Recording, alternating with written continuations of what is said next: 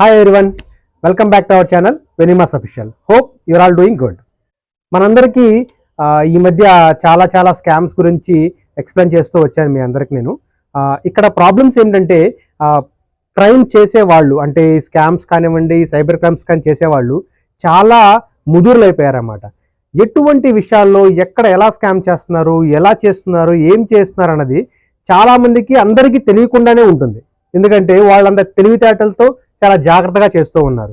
So అటువంటి ఒక స్కామ్ని ఈరోజు మీకు మళ్ళీ చెప్తాను. ఆ స్కామ్ ఏంటి, ఆ స్కామ్ గురించి పూర్తి డీటెయిల్స్ గురించి చివరి వరకు ఈ వీడియో చూడండి.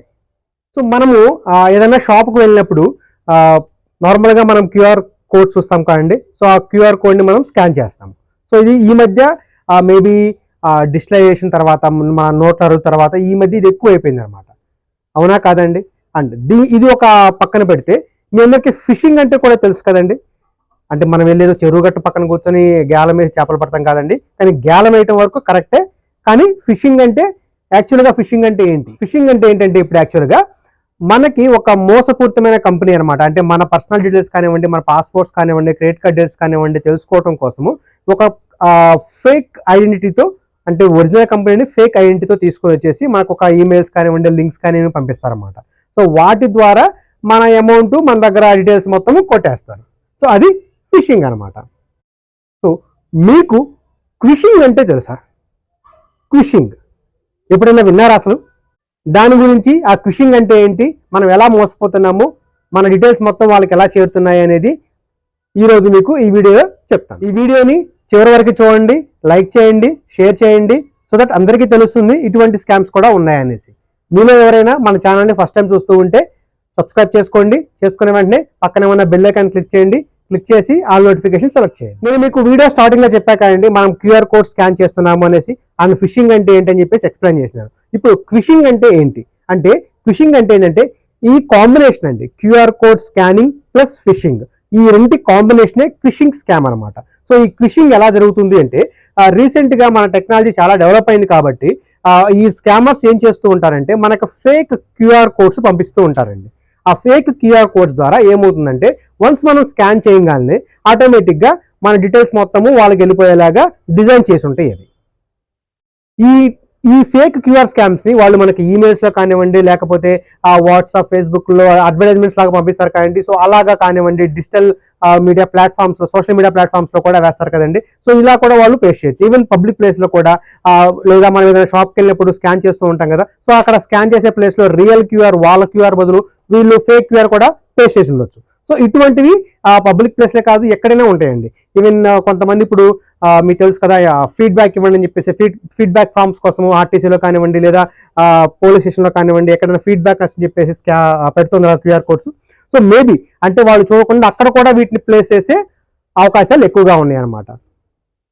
సో ఇప్పుడు వీటిని ప్లేస్ చేసిన తర్వాత మనం ఒకవేళ స్కాన్ చేస్తే మన పర్సనల్ డీటెయిల్స్ వాళ్ళకి పోకుండా ఉండాలి అంటే మనం ఏం చేయాలి? సో ఇటువంటి వాటి నుంచి మనల్ని మనం కాపాడుకోవాలి, మన డీటెయిల్స్ మొత్తం కాపాడుకోవాలి అంటే మనం ఏం చేయాలి? సో ఇప్పుడు మనం ఏం చేయాలి అంటే, ఫస్ట్ మనం ఎప్పుడైనా కానివ్వండి ఒక జెన్యూన్ క్యూఆర్ కోడ్ స్కానర్స్ యాప్ని మాత్రమే డౌన్లోడ్ చేసుకోవాలి.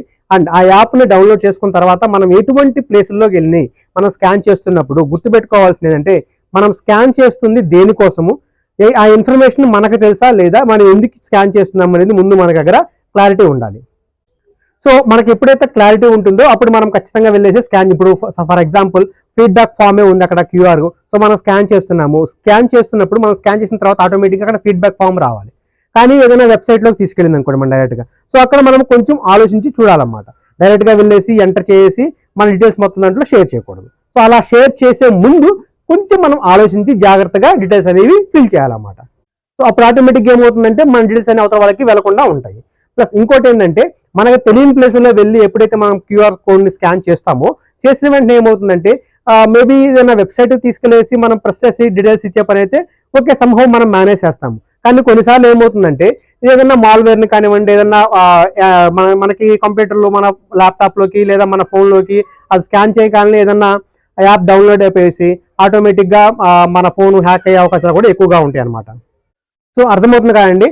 ఎప్పుడైనా సరే మనకు తెలియని దగ్గర ఎక్కడన్నా వెళ్ళినప్పుడు క్యూఆర్ కోడ్స్ ఉన్నప్పుడు వాటిని స్కాన్ చేసే ముందు కొంచెం జాగ్రత్తగా ప్రాపర్గా ఉండేవి మాత్రమే చెక్ చేసుకునేసి చేయండి. అండ్ క్యూఆర్ కోడ్ రీడర్ ఉంటుందన్నమాట యాప్ అనేది, అది కూడా డౌన్లోడ్ చేసుకునేసి ఆ క్యూఆర్ కోడ్ ప్రాపర్దా కాదా అనేసి రీడర్ ద్వారా మనం తెలుసుకుని ఆ తర్వాత స్కాన్ చేయడం వల్ల చాలా మంచిదన్నమాట. అప్పుడు ఏమవుతుందంటే మన డీటెయిల్స్ ఇచ్చే పని ఉండదు, ఆ క్యూఆర్ కోడ్ ఫ్రాడా మంచిదా కాదా అనేసి మనకు అర్థమవుతుంది. సో ఇప్పుడు మీకు అర్థమైంది కదా క్విషింగ్ అంటే ఏంటి, ఈ క్విషింగ్ ద్వారా మనం ఎలాగా మన డీటెయిల్స్ పోగొట్టుకుంటాము, మన మనీ లూజ్ అవడానికి ఎక్కువ ఆస్కారం ఎలా ఉంటుందని మీకు అర్థమవుతుంది కదా.